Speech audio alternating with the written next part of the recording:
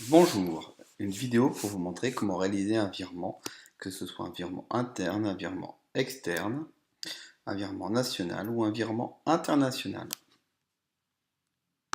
Donc la première étape est bien sûr de se connecter. Vous arrivez sur votre écran d'accueil. Donc, des opérations de virement sont à réaliser dans le service banque. Donc dans une première situation, nous allons réaliser un virement national. Donc le scénario, c'est que nous avons réalisé une commande auprès d'un de nos fournisseurs et nous allons maintenant effectuer le règlement de cette commande.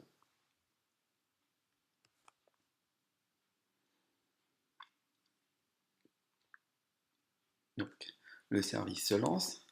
Dans tous les cas, vous êtes dans le cadre de l'EEP, où vous allez toujours réaliser des virements pour vos achats à des entreprises autres que le REP, c'est-à-dire des EEP comme Loire Délices, les Caprices Comtois, Fête et CAF. Vous avez un rôle de personnel, vous travaillez pour le compte du personnel. Donc, vous faites des virements pour le compte du personnel. Donc, vous cochez la case compte courant personnel. Vous choisissez ensuite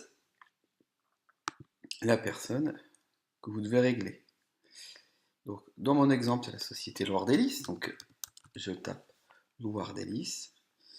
Et normalement, on règle une entreprise sur son compte entreprise. Toujours. Vous avez normalement très souvent cette information soit sur le mail d'accompagnement de la facture, soit cette information est présente également sur la facture. Donc vous choisissez cette personne. Vous avez un message comme quoi le compte existe bien. Vous indiquez le montant que vous avez à régler.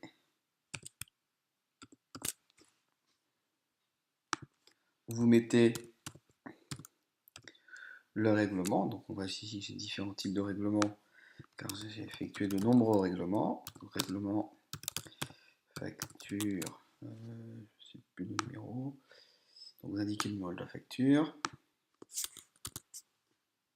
Voilà, il faut bien informer la comptabilité. Dans les libellés complémentaires, c'est un champ qui est facultatif. Toutefois, vous pouvez indiquer vos références que vous avez mentionnées lors de la commande pour vous repérer.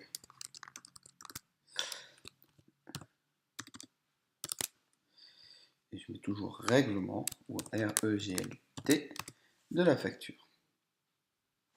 Une fois que j'ai saisi des informations, je les vérifie. Je paye bien pour le compte du personnel à Loire Délices et le règlement d'une facture avec le numéro associé. Une fois que j'ai fait cela, j'ajoute un bénéficiaire et j'enregistre l'ordre.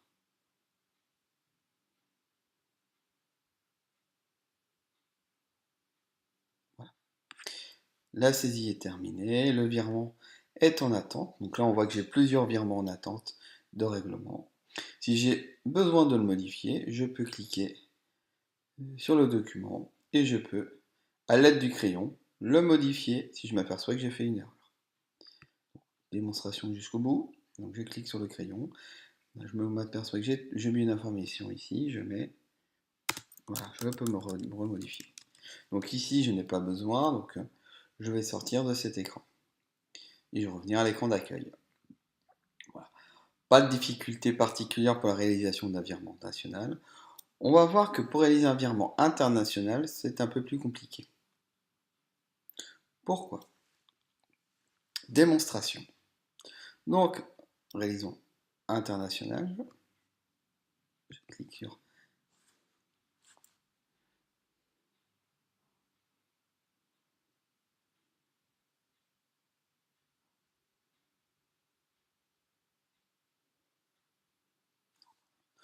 Donc, première étape, on va toujours choisir le compte personnel.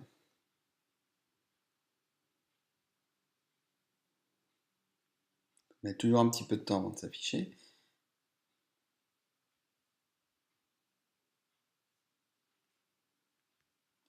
Du temps. Ensuite, vous allez choisir une banque. Et la banque, c'est en fonction du pays. Donc moi ici, je fais un règlement auprès d'une entreprise espagnole. Il s'appelle Goyopag, donc on sélectionne la banque de l'Espagne. Et vous voyez là, on nous indique le compte ou l'IBAN du destinataire.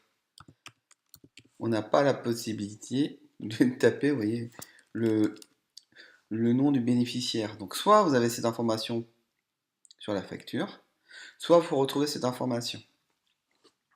Donc ceci n'est pas très compliqué, on va dans la base des EEP, donc là je vais le faire au travers d'une nouvelle fenêtre. Et je vais chercher l'entreprise qui s'appelle Goyobac.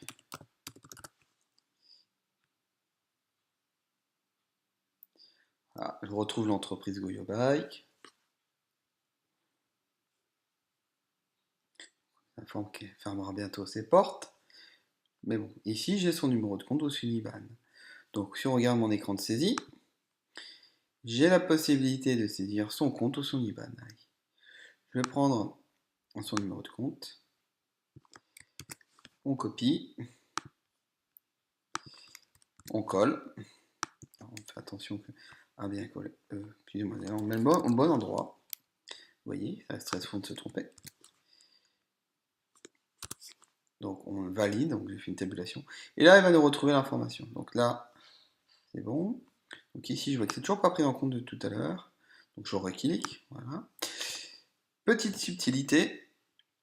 Donc là, c'est assez facile, c'est une entreprise espagnole, je paye en euros.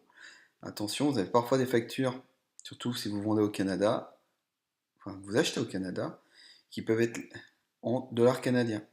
Donc attention à bien choisir la bonne unité pour la bonne devise pour régler. Donc ici c'est facile, c'est l'euro.